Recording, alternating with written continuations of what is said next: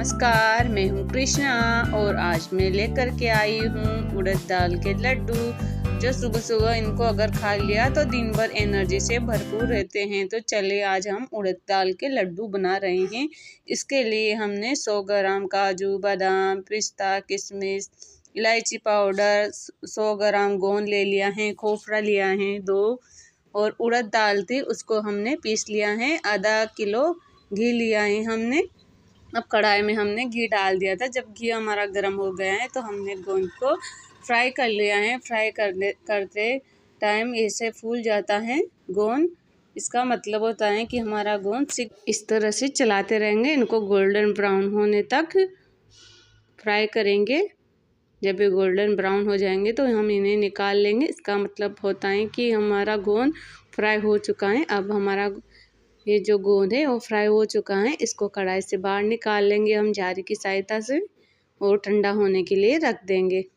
अब हम इसके बाद मखाने फ्राई करेंगे। मखाने अब इसमें हम मखाने फ्राई कर लेंगे। मखाने डालने से लड्डू में और भी ज़्यादा एनर्जी से भरपूर हो जाएंगे हमारे लड्डू। तो हम थोड़ी देर के लिए इन मखानों को भी अच्छे से फ्राई कर लेंगे जब तक गोल्डन ब्राउन हो जाएंगे। इनको भी हम फ्राई करके निकाल लेंगे कढ़ाई से। यह लड्डू बहुत ही शक्तिवर्धक होते हैं। इनको खा लिए ये जेंट्स के लिए भी अच्छे रहते हैं।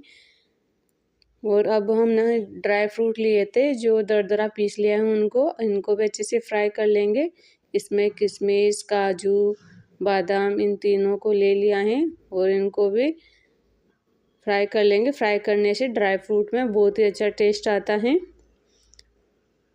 अब इनको हम निकाल लेंगे जारी की सहायता से। देखिए ये भी गोल्डन ब्राउन हो गए हैं थोड़े से। अब हमारा जो घी बचा है उसमें थोड़ा सा और घी डालेंगे। अब हम कढ़ाई में थोड़ा और घी डाल लेंगे क्योंकि इसमें घी कम रह गया है।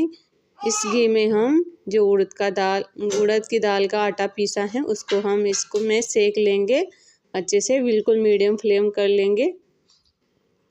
मीडियम फ्लेम पर धीरे धीरे इसको सेकते रहेंगे। इस तरह से पहले पलटे की सहायता से सारे जो आटा है उसको मिक्स कर लेंगे। उड़द दाल का आटा है ये हमारे पास। ये हमने साबुत उड़द दाल ली थी उसको मिक्सर में पीस लिया है। घर पर ही आटा बनाए, आप चाहो तो बाजार से भी ला सकते हो इस आटे को। मैंने घर पर तैयार किया है। उड़द दाल थी उसका। इस तरह से पलटे की सहायता से सारे घी में मिक्स कर लेंगे आटे को और अच्छे से सेकेंगे।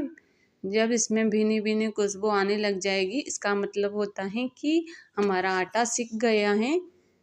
अभी हम इसको करीबन 15 से 20 मिनट तक सेका है हमने इसको मीडियम फ्लेम पर। अब इसमें से धीरे धीरे खुशबू आने लगी है। अब इसमें से खुशबू आने लगी मतलब सिक गए हैं तो हमने इसको निकाल लिया। इसके बाद हम तिल्ली फ्राई करेंगे। तिल्ली भी ली है हमने इस लड्डू के लिए। अब तिल्ली को भी जो हमारा उड़द का आटा है उसमें डाल देंगे। इसके बाद हमने आधा किलो बुरादा लिया है शक्कर का। जितना हमारा आटा है उतना ही हमने बुरादा लिया है। अब हमने खोपरा लिया था, ये खोपरा उसको कट कर लिया था। और जो हमारा गोंद और मखाना है वो भी ठंडा हो गया है तो उन सबको जो हमारे खोपरा है उसके साथ ही पीस लेंगे। तो हमने ग्राइंडर में डाल दिया है। इधर हमने घी चढ़ा दिया है गर्म होने के लिए। अब हमारे जो मखाना, खोपरा और जो गोंद था वो पीस लिया है हमने। उसको भी जो हमारे गोंद के लड्डू है उड़द के लड्डू है उसमें डाल देंगे। अब सारे ड्राई फ्रूट भी इसमें मिक्स कर देंगे। काजू, बादाम, किशमिश, ये मगज के बीज भी डाल रहे हैं। इनसे भी बहुत अच्छा टेस्ट आता है। अब इलायची पाउडर डाला है हमने। इन सबको हम हाथ की सहायता से मिक्स कर लेंगे। थोड़ी देर हाथों से मसलेंगे इन सबको। इस तरह से मिला लेंगे सारे। यह लड्डू बहुत ही शक्तिवर्धक होते हैं। इनको खाने से शरीर में कमजोरी दूर होती है और जोड़ों में दर्द होता है वो भी मिट जाता है। तो एक बार ट्राई ज़रूर करना चाहिए। यह रेसिपी पसंद आए तो लाइक एंड सब्सक्राइब करें। अब हम इसमें घी डाल देंगे जो हमने घी गरम किया था। इसको जो अभी घी गर्म है तो हम चम्मच की सहायता से इसको मिक्स कर लेंगे, पलटे की सहायता से, क्योंकि हाथ दाजने का डर रहता है। तो मैंने पलटे की सहायता से पहले घी को लड्डू के साथ मिक्स कर लिया था, फिर हाथ की सहायता से इन सबको मिला लेंगे अच्छे से। अब थोड़ा ठंडा लग रहा है तो हम हाथों की सहायता से इसको मिक्स कर लेंगे सारे लड्डू के साथ, इस तरह से।